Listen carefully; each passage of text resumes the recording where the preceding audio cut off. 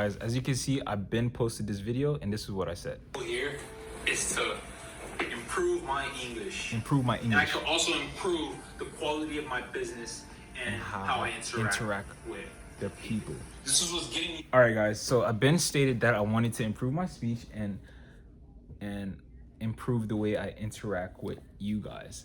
So Kai Cenat just gave me a great idea to read this book and to improve my speech by reading this book. So that is what I'm about to do. 15 minutes on a timer. We're gonna put 15 minutes. I'm literally following Kai's example. I wanted to do this, and a few weeks later, Kai decided to do it and actually act on that. And he just motivated me to step into that. All right. 15 minutes on the timer. This is 15 hours. All right, 15 minutes on a timer.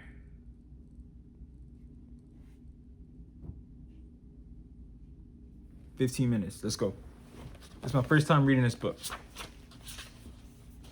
The Four Agreements, a wisdom book.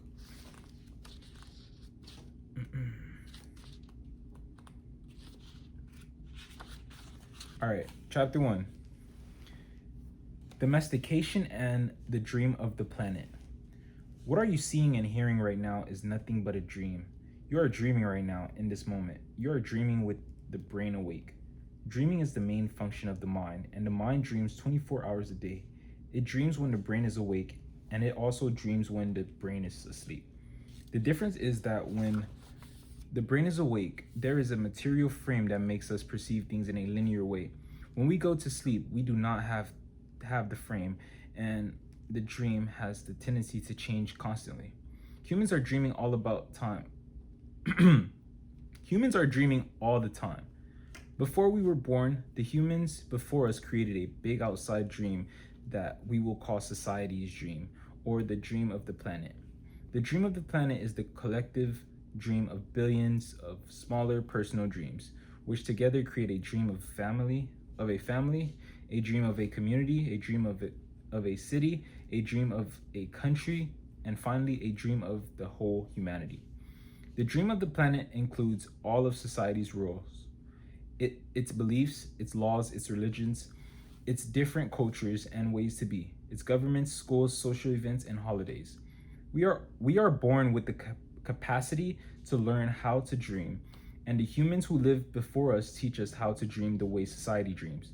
The outside dream has so many rules that when a new human is born, we hook the child's attention and introduces these rules into his or her mind. The outside dream uses mom and dad, the schools, and religion to teach us how to dream. Attention is the ability we have to discriminate and to focus only on that which we want to perceive. We can perceive millions of things simultaneously, but using our attention, we can hold whatever we want to perceive in the foreground of our mind. The adults around us hooked our attention and put information into our minds through repetition. That is the way we learn everything we know. By using our attention, we learned a whole reality, a whole dream. We learn how to behave in society, what to believe and what not to believe, what is acceptable and what is not acceptable, what is good and what is bad, what is beautiful and what is ugly, what is right and what is wrong. It is all there already. All the knowledge, all the rules and concepts about how to behave in the world. When we were in school, you sat in a little chair and put your attention on what the teacher was teaching you. When you went to church, you put your attention on what the priest or minister was telling you. It is the same dynamic with mom and dad, brothers and sisters. They were all trying to hook your attention. We also learn to hook the attention of other humans, and we develop a need for attention, which can become very competitive. Children compete for the attention of their parents, their teachers, their friends. Look at me. Look at what I'm doing. Hey, I'm here. The need for attention becomes very strong and continues into adulthood. The outside dream hooks our attention and teaches us what to believe, beginning with the language that we speak. Language is the code for understanding and communications between humans. Every letter, every word in each language is an agreement. We call this a page in a book. The word page is an agreement that we understand. The word page is an agreement that we understand. Once we understand the code, our attention is hooked and the energy is transferred from one person to another. It was not your choice to speak English. You didn't choose your religion or your moral values. They were already there before you were born. We never had the opportunity to choose what to believe or what not to believe. We never chose even the smallest of these agreements. We didn't even choose our own name. As children, we didn't have the opportunity to choose our beliefs, but we agreed with the information that was passed to us from the dream of the planet via other humans. The only way to store information is by agreement. The outside dream may hook our attention, but if we don't agree, we don't store that information. As soon as we agree, we believe it, and this is called faith. To have faith, to believe unconditionally. That's how we learn as children.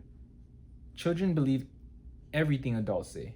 We agree with them, and our faith is so strong that the belief system controls our whole dream of life. We didn't choose these beliefs, and we may have rebelled against them, but we were not strong enough to win the rebellion. The result is surrender to beliefs with our agreement. I call this process the domestication of humans. And through this domestication, we learned how to live and how to dream. In human domestication, the information from the outside dream is conveyed to the inside dream, creating our whole belief system. First, the child is taught the names of things: mom, dad, milk bottle, day by day, at home, at school, at church, and from television. We are told how to live, what kind of behavior is acceptable. The outside dream teaches us how to be a human. We have a whole concept of what a woman is and what a man is, and we also learn to judge.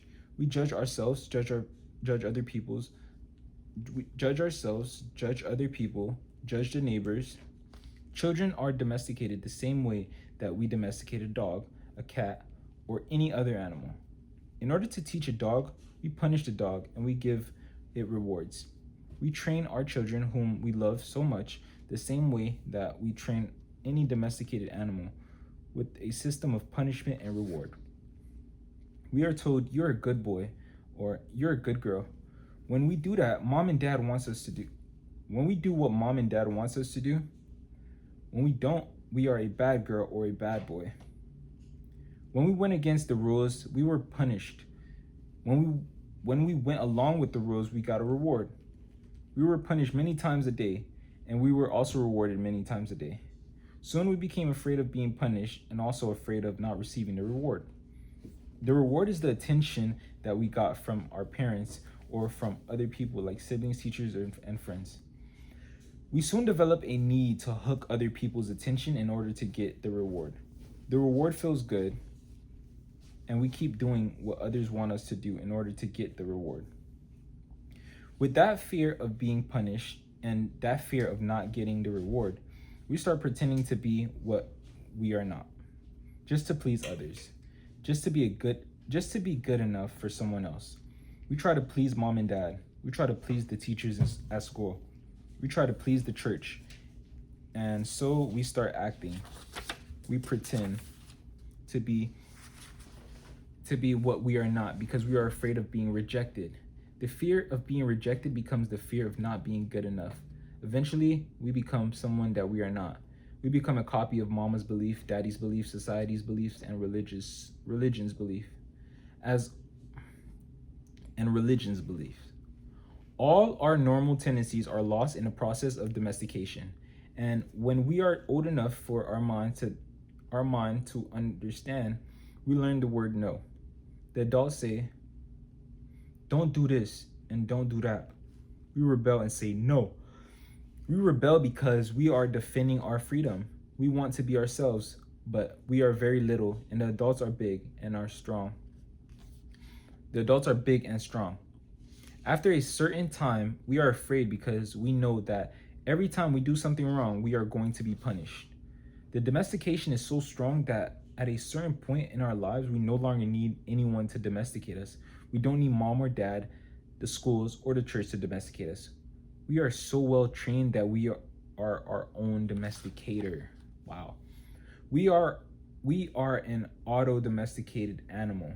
We can now domesticate ourselves according to the same belief system we were given, and using the same system of punishment and reward. We punish ourselves when we don't follow the rules according to our belief systems. We reward ourselves when we are the good boy or good girl. The belief system is like a book of law that rules our mind. Without question, whatever is in the book of law is our truth. We base all of our judgments according to the book of law, even if these judgments go against our own inner nature. Even moral laws like the Ten Commandments are programmed into our minds in the process of domestication. One by one, all of these agreements go into the book of law. All of these agreements rule our dream. There is something in our minds that judges everybody and everything, including the weather, the dog, the cat, everything.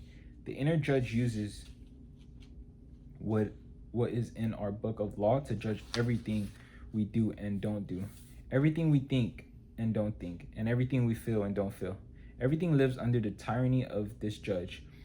Every time we do something that goes against the book of law, the judge say we are guilty, we need to be punished, we should be ashamed. This happens many times a day after day, for all the years of our lives. There is another part of us that receives the judgment, and this part is called the victim. The victim carries the blame, the guilt, and the shame. It is the part of us that says, poor me, I'm not good enough, I'm not intelligent enough, I'm not attractive enough, I'm not worthy of love, poor me. The big judge agrees and says, yes, you are not good enough. And this is all based on a belief system that we never chose to believe. These beliefs are so strong that even years later, when we are exposed to new concepts and try to make our own decisions, we find that these beliefs still control our lives. Whatever goes against the book of law will make you feel a funny sensation in your solar plexus, and it is called fear. Breaking the rules in the book of law opens your emotional wounds, and your reaction is to create emotional poison. Because everything that is in the book of law has to be true. Anything that challenges what you believe is going to make you feel unsafe. Even if the book of law is wrong, it makes you feel safe. That is why we need a great deal of courage to challenge our own beliefs. Because even if we know we didn't choose all the beliefs, it is also true that we agreed to all of them. The agreement is so strong that even if we understand the concept of it not being true, we feel the blame, the guilt, and the shame that occur if we go against these rules. Just as the government has a book of law that rules the society's dream, our belief system is the book of laws that rules our personal dream. All these laws exist in our mind, we believe them, and the judge inside us bases everything on these rules. The judge decrees and the victim suffers the guilt and punishment. But who says there is justice in this dream? True justice is paying only for each mistake. True injustice is paying more than once for each mistake. How many times do we pay for one mistake? The answer is 1,000 times. The answer is thousands of times. The human is the only animal on earth that pays 1,000 times for the same mistake. The rest of the animals pay once for every mistake they make, but not us. We have a powerful memory. We make a mistake, we judge ourselves, we find ourselves guilty, and we punish ourselves. If justice exists, then that was enough. We don't need to do it again. But every time we remember, we judge ourselves again. We are guilty again, and we punish ourselves again and again and again. If we have a wife or husband, he or she also reminds us of the mistake, so we can judge ourselves again, punish ourselves again, and find ourselves guilty again. Is this fair? How many times do we make our spouse, our children, our parents pay for the same mistake? Every time we remember the mistakes, we blame them again and send them all the emotional poison we feel at the injustice. And then we make them pay again for the same mistake. Is that justice? The judge in the mind is wrong because the belief system, the book of law, is wrong. The whole dream is based on false law. 95% of beliefs we have stored in our minds are nothing but lies, and we suffer because we believe all these lies. In the dream of the planet, it is normal for humans to suffer, to live in fear, and to create emotional dramas. The outside dream is not a pleasant dream. It is a dream of violence, a dream of fear, a dream of war, a dream of injustice. The personal dream of humans will vary, but globally it is mostly a nightmare. If we look at human society, we see a place so difficult to live in because it is ruled by fear. Throughout the world, we see humans suffering, anger, revenge, addictions, violence in the streets, and tremendous injustice. It may exist at different levels in different countries around the world, but fear is controlling the outside dream. If we compare the dream of human society with the description of hell that religions all around the world have promulgated, we find they are exactly the same. Religions say that hell is a place of punishment, a place of fear, pain, and suffering, a place where the fire burns you. Fire is generated by emotions that comes from fear. Whenever we feel the emotions of anger, jealousy, envy, or hate, we experience a fire burning within us. We are living in a dream of hell. If you consider hell as a state of mind, 15 minutes. Dang, I want to keep reading. Keep reading. All right, I'm going to do another 15. If we consider hell as a state of mind, then hell is all around us. Others may warn us that if we don't do what they say we should do, we will go to hell. Bad news. We are already in hell, including the people who tells us that. No humans can condemn another to hell because we are already there. Others can put us into a deeper hell, true, but only if we allow this to happen. Every human has his or her own personal dream, and just like the society's dream, it is often ruled by fear. We learn to dream hell in our own life, in our own personal dream. The same fears manifest in different ways for each person, of course, but we experience anger, jealousy, hate, envy, and other negative emotions. Our personal dream can also become an ongoing nightmare where we suffer and live in a state of fear. But we don't need to dream a nightmare. It is possible to enjoy a pleasant dream. All of humanity is searching for truth, justice, and beauty. We are on an eternal search for the truth because we only believe in the lies we have stored in our mind. We are searching for justice because in the belief system we have, there is no justice. We search for beauty because it doesn't matter how beautiful a person is. We don't believe that person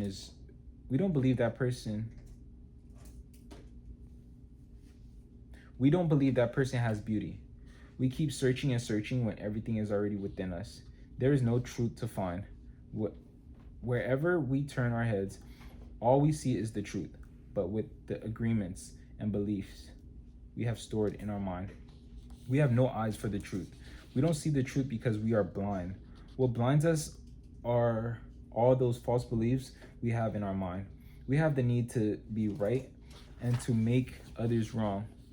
We trust what we believe, and our belief sets us up for suffering. It is as if we live in the middle of a fog that doesn't let us see any further than our own noise. We live in a fog that is not even real. The fog is a dream, your personal dream of life, what you believe. All the concepts you have about what you are, all the agreements you have made with others, with yourself, and even with God. Your whole mind is a fog, which the Toltecs called a mitote, pronounced mitote. Your mind is a dream where 1,000 people talk at the same time and nobody understands each other. This is the condition of the human mind, a big mitote. And with that big mitote, you cannot see what you really are. In India, they call mitote Maya, which means illusion. It is the personality's notion of I am. Everything you believe about yourself and the world, all the concepts and programming you have in your mind are all mitote. We cannot see who we truly are. We cannot see that we are not free. That is why humans resist life. To be alive is the biggest fear humans have. Death is not the biggest fear we have. Our biggest fear is taking the risk to be alive. The risk to be alive and to express what we really are. Just being ourselves is the biggest fear of humans. We have learned to live our lives trying to satisfy other people's demands. We have learned to live by other people's points of view because of the fear of not being accepted and not being good enough for someone else. During the process of domestication, we form an image of what perfection is in order to try to be good enough. We create an image of how we should be in order to be accepted by everybody. We especially try to please the ones who love us, like mom and dad, big brother and sister, the priest and the teacher, trying to be good enough for them. We create an image of perfection, but we don't fit this image. We create this image, but this image is not real. We are never going to be perfect from this point of view. Never. Not being perfect, we reject ourselves, and the level of self-rejection depends on how effective the adults were in breaking our integrity. After domestication, it is no longer about being good enough for anybody else. We are not good enough for ourselves because we don't fit with our own image of perfection. We cannot forgive ourselves for not being what we wish to be, or rather what we believe we should be. We cannot forgive ourselves for not being perfect. We know we are not what we believe we are supposed to be, and so we feel false, frustrated, and dishonest. We try to hide ourselves and we pretend to be what we are not. The result is that we feel unauthentic and wear social masks to keep others from noticing this. We are so afraid that somebody will notice that we are not what we pretend to be. We judge others according to our image of perfection as well. And naturally, we fall short of our expectations. We dishonor ourselves just to please other people. We even do harm to our physical bodies just to be accepted by others. You see teenagers taking drugs just to avoid being rejected by other teenagers. They are not aware that the problem is that they don't accept themselves. They reject themselves because they are not what they pretend to be. They wish to be a certain way, but they are not. And for this, they carry shame and guilt. Humans punish themselves endlessly for not being what they believe they should be. They become very self-abusive and they use other people to abuse themselves as well. But nobody abuses us more than we abuse ourselves. And it is the judge, the victim, and the belief system that makes us do it. True, we find people who say their husband or wife or mother or father abused them, but you know that we abuse ourselves much more than that.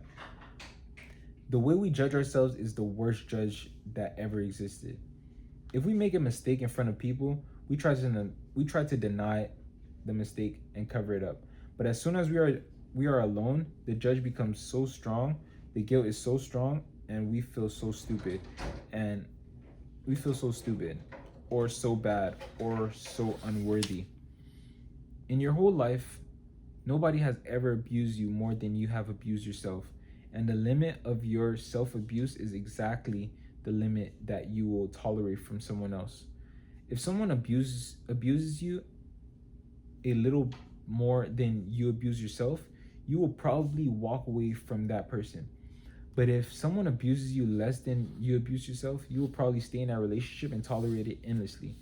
If you abuse yourself very badly, you can even tolerate someone who beats you up, humiliates you, and treats you like dirt. Why? Because your belief system you say, I deserve it. This person is doing me a favor by being with me. I'm not worthy of love and respect. I'm not good enough. We have the need to be accepted and to be loved by others, but we cannot accept the love and love ourselves. The more self-love we have, the less we will experience self-abuse. Self-abuse comes from self-rejection, and self-rejection comes from having an image of what is.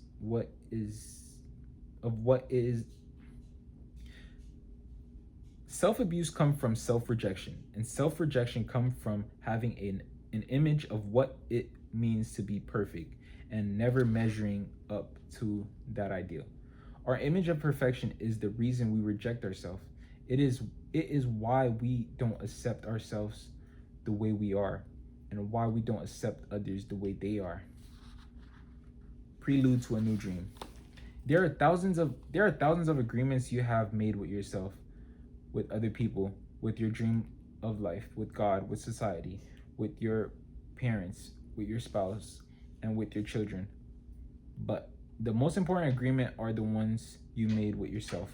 In these agreements, you tell yourself who you are, what you feel, and what you believe, and how to behave. The results is what you call your personality. In in these agreements, you say, "This is what I am. This is what I believe. I can do certain things, and some things I cannot do. This is reality. This is fantasy. This is possible. This is impossible." One single agreement is not such a problem, but we have many agreements that make us suffer, that make us fail in life.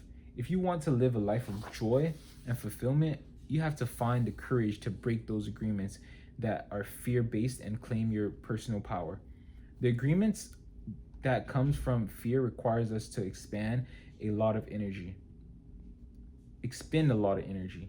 But the agreements that come from love help us to conserve energy and even gain extra energy. Each of us is born with a certain amount of personal power that we rebuild every day after we rest. Unfortunately, we spend all of our personal power first to create all these agreements and then to keep those agreements. Our personal power is dissipated by all the agreements we have created, and the result is that we feel powerless. We have just enough power to survive each day because most of it is used to keep the agreements that trap us in the dream of the planet. How can we change the entire dream of our life when we have no power to change even the smallest agreement? If we can see it in our agreements, if we can see it is our agreements that rule our own life, we don't like the dream of our life. We need to change the agreement. I'm gonna reread that. If we can see it is our agreements that rule our own life, and we don't like the dream of our life, we need to change the agreement. When we are finally ready to change our agreements, there are 4 very powerful agreements that will help us to break those agreements. That comes from fear and depletes our energy. Each time you break an agreement, all the power you use to create it returns to you. If you adopt these 4 new agreements, they will create enough personal power for you to change the entire system of your old agreements. You need a very strong will in order to adopt the 4 agreements. But if you can begin to live your life with these agreements, the transformation in your life will be amazing. You will see the dramas of hell disappear right before your very eyes. Instead of living in a dream of hell, you will be creating a new dream, your personal dream of heaven. The first agreement: be impeccable with your words. The first agreement is the most important one and also the most difficult one to honor. It is so important that with just the first agreement, you will be able to transcend to a new level, to the level of existence I call heaven on earth. The first agreement is to be impeccable with your words. That's what I'm trying to be. Impeccable with my words. It sounds very simple, but it is very, very powerful. Why your word? Your word is the power that you have to create. Your word is the gift that comes directly from God. The Gospel of John in the Bible, speaking of the creation of the universe, says, "In the beginning was the Word, and the Word was with God, and the Word is God." Through the Word, you express your creative power. It is through the Word that you manifest everything, regarding of what language you speak. Your intent manifests through the Word. What you dream, what you feel, and what you really are will all be manifested through the Word. The Word is not just a sound or a written symbol. The Word is a force. It is the power you have to express and communicate, to think, and thereby to create the events in your life. You can speak what other animals on on the planet can speak. The word is the most powerful tool you have as a human. It is the tool of magic. But like a sword with two edges, your word can create the most beautiful dream, or your word can destroy everything around you. One edge is the misuse of the word, which creates a living hell. The other edge is the impeccability of the word, which will only create beauty, love, and heaven on earth. Depending upon how it is used, the word can set you free, or it can enslave you even more than you know. All the magic you possess is based on your word. Your word is pure magic, and misuse of your word is black magic. The word is so powerful that one word can change a life or destroy the lives of millions of people. Some years ago, one man in Germany, by the use of the word, manipulated a whole country of the most intelligent people. He led them into a world war with just the power of his word. He convinced others to commit the most atrocious acts of violence. He activated people's fear of the word. He activated people's fear with the word, and like a big explosion, there was a killing and war all over the world. All over the world, humans destroyed other humans because they were afraid of each other. Hitler's word, based on the fear-generated belief and the agreements, will be remembered for centuries. The human mind is like a fertile ground where seeds are continuously being planted. The seeds are opinions, ideas, and concepts. Your plant. I'm gonna keep going. The seeds are opinions, ideas, and concepts. You plant a seed, a thought, and it grows. The word is like a seed, and the human mind is so fertile. The only problem is that too often it is fertile for the seeds of fear. Every human mind is fertile, but only for those kinds of seeds it is prepared for. What is important is to see which kind of seeds our minds is fertile for, and to prepare it to receive the seed of love. Prepare it to receive the seed of love. Take the example of Hitler. He sent out all those seeds of fear, and they grew very strong and beautifully achieved massive destruction. Seeing the awesome power of the word, we must understand that the power comes from our mouths.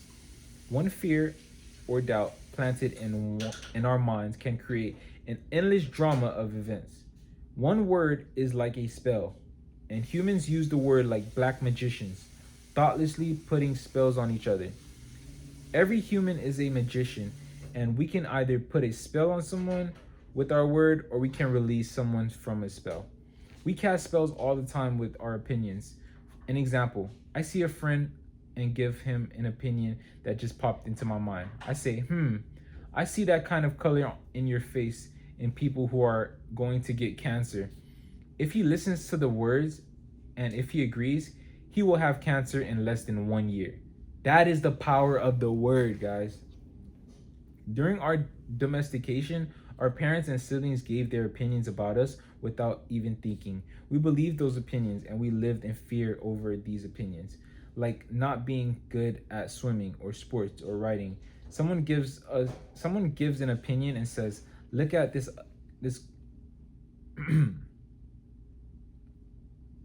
Someone gives an opinion and says, look, this girl is ugly. The girl listens, believes she's ugly, and grows up with the idea that she's ugly.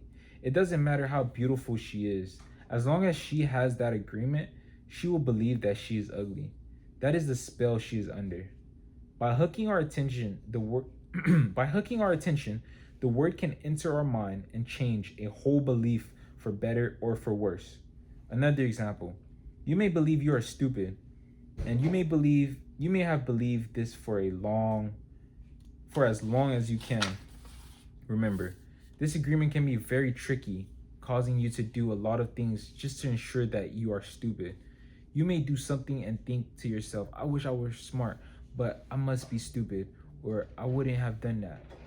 The mind goes in hundreds of different directions, and we could spend days getting hooked by just that one belief in our own stupidity.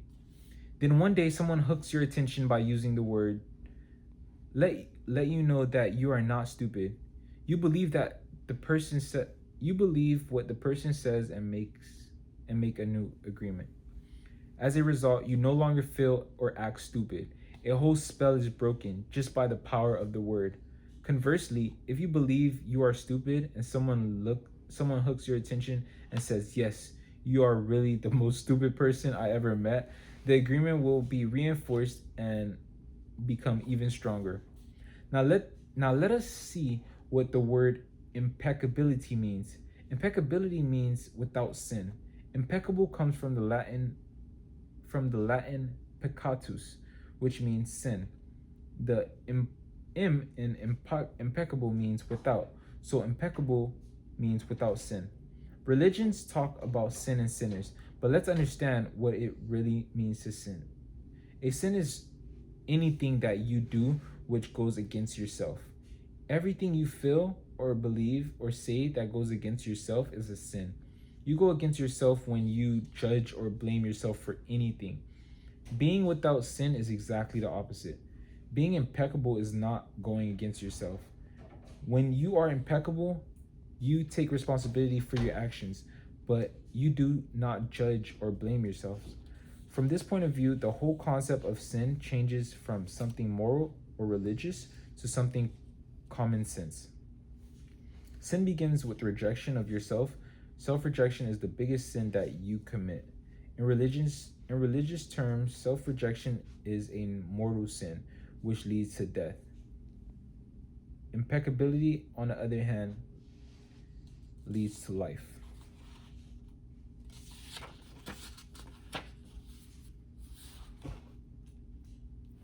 All right, guys, I'm done. I got to page 30. Well, page 31. You can pick this back up. This was fun. I plan on improving my English and speaking way more clearly. No stuttering, no mumbling. Perfect English. Peace out.